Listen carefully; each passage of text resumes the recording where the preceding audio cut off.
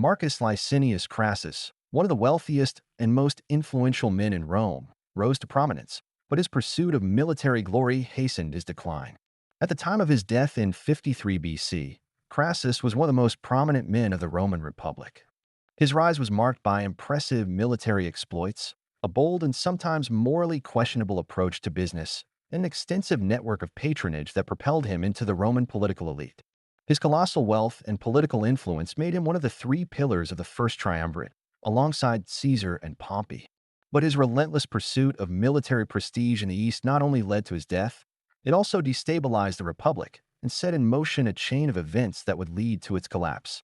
Born in 115 BC in the Roman province of Iberia, modern Spain, Crassus came from a family of relatively modest means for the Roman elite, although his father, Publius Licinius Crassus, had been consul in 97 BC and had a distinguished military career, even receiving a triumph in 93 BC. These achievements gave Marcus a solid basis for his ambitions, although his status did not match that of the great patrician families such as the gens Julia or Aemilia.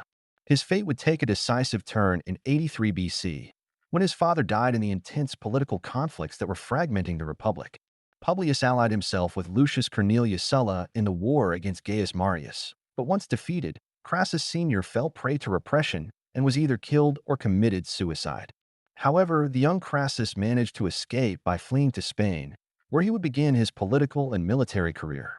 Spain's relative isolation from the fighting in Italy allowed Crassus not only to survive but to thrive. Here, he used his family heritage and influential connections to organize an army that would contribute decisively to Sulla's victory in the Civil War. With Sulla in power, Crassus became one of the main beneficiaries of the proscriptions, obtaining valuable properties confiscated from Sulla's opponents, the core of his real estate fortune. Crassus bought up buildings destroyed by fires cheaply from desperate owners and restored them with his slaves to resell or rent them at advantageous prices. In this way, he came to own a good part of Rome, becoming a real estate magnate. In addition to his real estate business, Crassus secured another valuable resource of the slaves. Considered even more valuable than mines or farmland, which he also owned, Spartacus, a former gladiator, took advantage of the absence of Roman legions who were engaged in other conflicts and began to win a series of victories against the Roman army, gaining more and more allies. As Spartacus' threat grew, the Roman Senate appointed Marcus Licinius Crassus to take control of the crisis. Seeing a rare opportunity to consolidate his military prestige, Crassus organized a force of 10 legions, assuming personal command. Although risky, his campaign ended in a decisive victory in 71 BC, when Crassus managed to defeat Spartacus' army and restore order to Italy. However, the Senate only gave him a minor honor, an ovatio, while the triumph, the highest military distinction, went to Pompey, who put an end to the revolt with the final acts of repression.